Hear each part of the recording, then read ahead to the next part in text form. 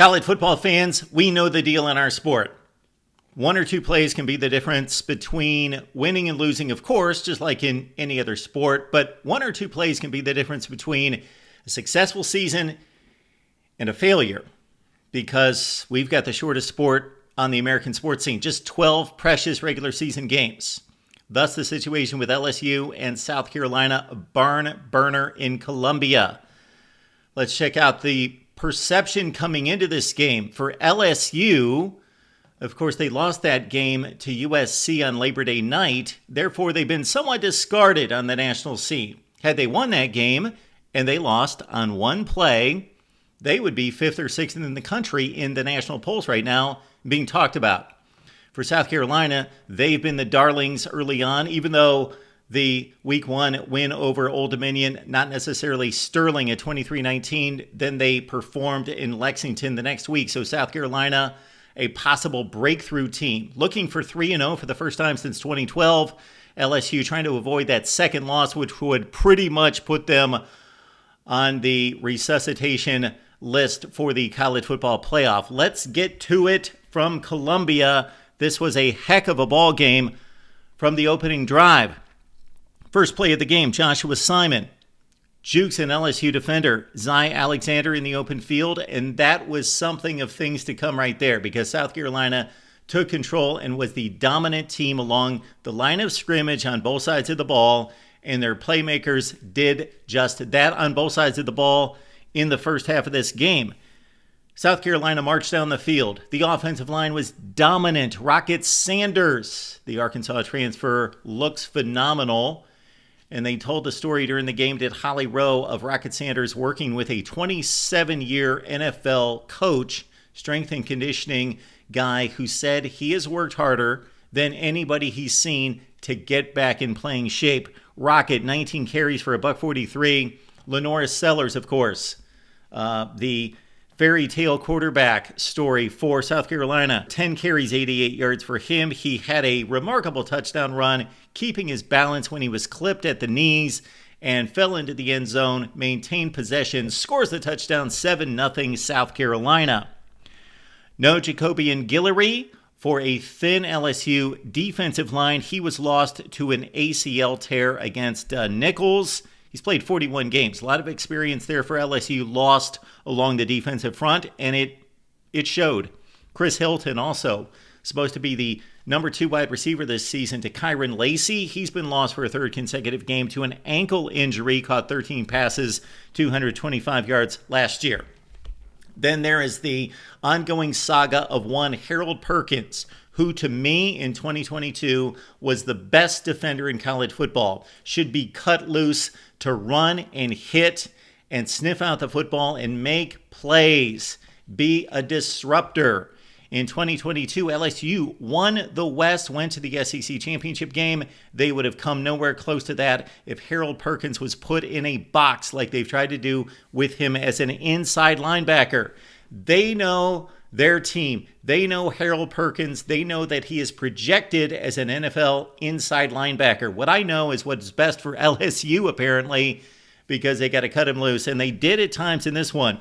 Perkins with some pressure on Sellers forces an interception that goes to Zy Alexander in the end zone. If you saw the play, excellent play on the ball by Alexander in beating the wide receiver to the back of the end zone to pick it off. But again, it was the pressure applied by Perkins that kept South Carolina off the board on that next drive. Kyle Kennard, Jekyll and Hyde day for him. We'll talk about the extreme highs and the extreme lows. But when he was left to play football, it was pretty remarkable. So the college football nation found out about Kyle Kennard on this one.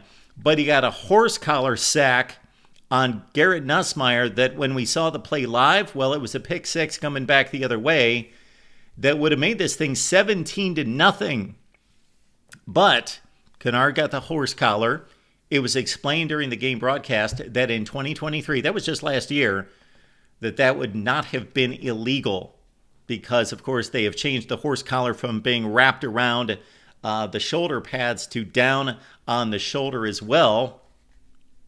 Therefore, it's a horse collar. Unfortunately for South Carolina, The pick six is negated, and LSU is on life support right here, and they're hanging on because the South Carolina defensive line is continuing to kill the LSU offensive front, which is supposed to be one of the best in college football, and the defensive scheme in regards to blitzes, disguising blitzes, coming up with exotic blitzes, excellent for South Carolina throughout this game. South Carolina led in yardage 130-7. Ashton Stamps, we saw him against USC, excellent coverage, excellent athlete for LSU. He had a pass breakup that forced a field goal that kept this at 10-0 after a 14-play drive by South Carolina, 65 yards. This might have been the play of the game, not in regards to deciding the score or the result, the win or loss, but in regards to just an athletic, freakish play that you don't see very often. Blocked punts are uncommon in college football these days because it's just not worth the risk typically. But Maurice Brown, well, he took a risk. He went right into the protection. The two front men just catapulted himself right over it, flipped, laid out, and blocked the punt with one hand. Set up South Carolina at the 10. Rocket Sanders did the work from there. It was 17-0 at that point. And again, the remarkable rehab story by Rocket Sanders. All right, LSU's needed to find a running back since John Emery was hurt after the USC game. So not in the game against USC, but in the following week of practice, John Emery went down, unfortunately, because he got off to a great start against the Trojans. Caden Durham was a find today. Had tough runs over and over and over. Made guys miss in the open field time and time again with slip tackles. Had a tough touchdown run after LSU decided, okay, we're down 17-0. And Brian Kelly made the executive decision to say, hey, we got to hurry this thing up and create some tempo, some momentum for us. And that's exactly what they did. They marched down the field. Durham gets the touchdown run. 11 carries, 98 yards for Durham. 17-7 ball game. This time on the LSU side, they brought two blitzers. They showed blitz from two guys. They actually had the linebacker step up and blitz from the other side, and the other two guys drop back. They get the Sage Ryan sack and forced fumble. Our guy Perkins is right there for the recovery. They get the field goal at 17-10. All right. At one point, South Carolina led in rushing 157-39. They were the best team on the field. This is much like the way this game played out, like Arkansas-Oklahoma State last week, in which Arkansas outgained Oklahoma State by 280 yards. And completely trucked them in the first half. Just were physically beating them up and then blew the football game. Sellers had a huge touchdown run.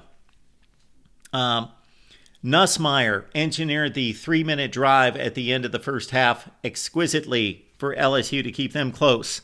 Unfortunately, on the final series of the first half, Sellers gets sacked, knocked out of the game. Don't know the severity of the injury, however. Of course, it knocked him out of the rest of the game. And that South Carolina drive stalled at the end of the first half at the LSU 39, 24-16 Carolina at the break. LSU drives down the field. They get a 1st and goal to start the second half. They get a 4th and goal at the 1, so they were stuffed on the ground. And then it's our buddy Kyle Kennard once again. The highs and the lows. This is one of the highs because he blew up a play, forced Nussmeier to throw the ball, falling down. That was a failed attempt. So the South Carolina defense holds on a 1st and goal at the 2. Make that goal line stand to keep it at 24-16 at that point. Couple LSU drives were remarkably played. Garrett Nussmeier, he is not the problem. I tweeted that out at one point when it appeared that LSU was in jeopardy, of course, of losing this game. They were down 17-0. Garrett Nussmeier, not the issue.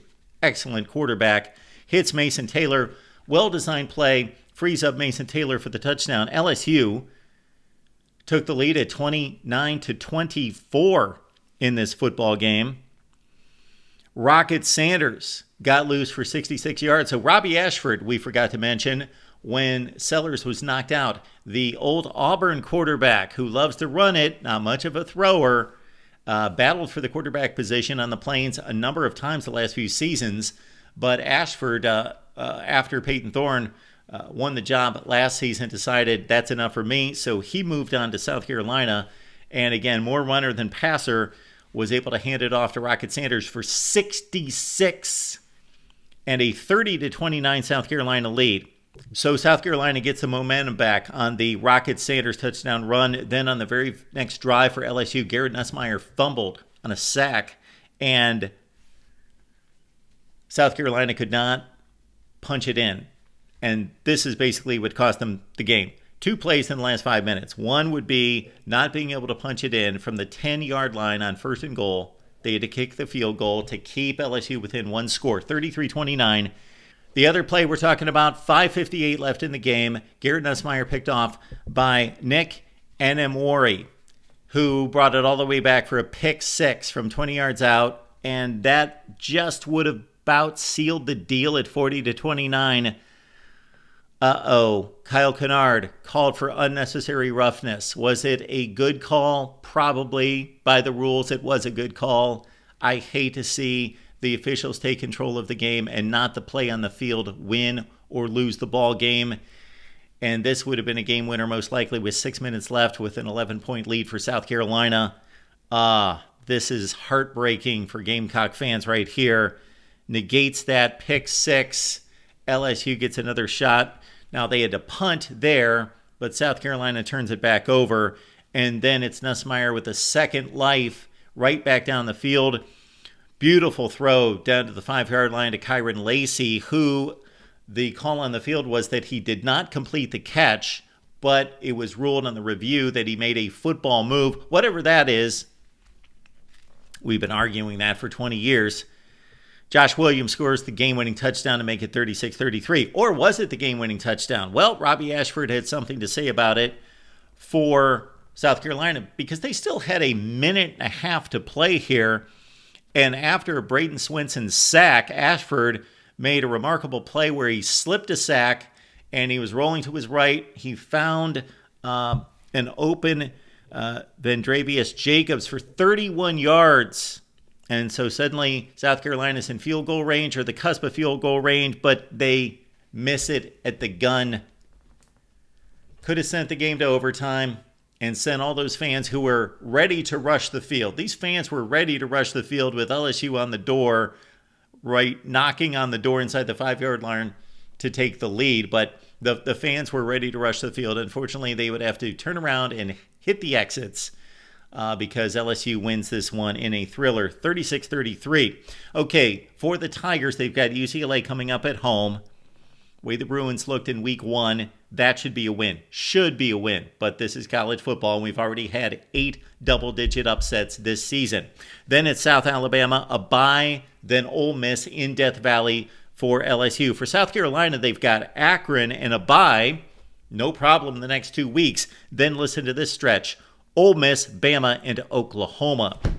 Shane Beamer did a heck of a job his first couple seasons with South Carolina, lifting them to 7-6 and 8-5. And then the down season last year, they had a chance to break through to 3-0 with 2 SEC wins, and they let it slip away. They were 1 play away. How many times? It's one of those games where they had about 7 different chances to close it off, and they didn't do it any one of those 7 times. LSU wins at 36-33. Your comments, your questions below. Probably 2 teams that aren't doing anything significant on the national landscape this season, but just a good college football game. And we'll be back with more instant analysis right here at the Voice of College Football. See you next time.